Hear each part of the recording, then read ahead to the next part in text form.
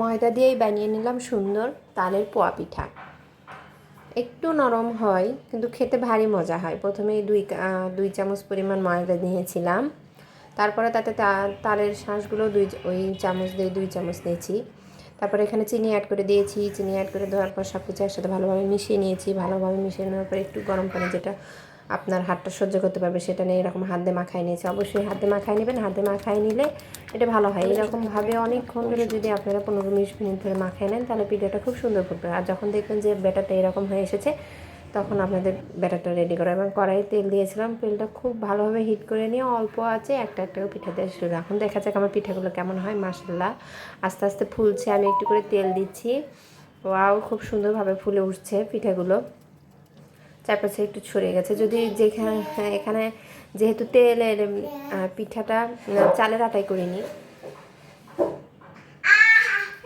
যেহেতু পিঠাটা এখানে চালের গুঁড়া দিয়ে করা হয়নি, সেই জন্য চারপাশে ওই সস কাটাটা হয়নি। তবে খেতে খুবই সুন্দর লাগছিল। এখন আপনারা দেখছেন কতটা সুন্দর ফুলছে। আমি আপনাদের আরেকটা দেখাবো। এরকম করে এরকম দিয়ে তারপর তেলগুলো একটু উপরে দিতে হবে, তাহলে দেখবেন খুব সুন্দর বলের মতন একবার ফুলে ঠাসা হয়ে গেছে।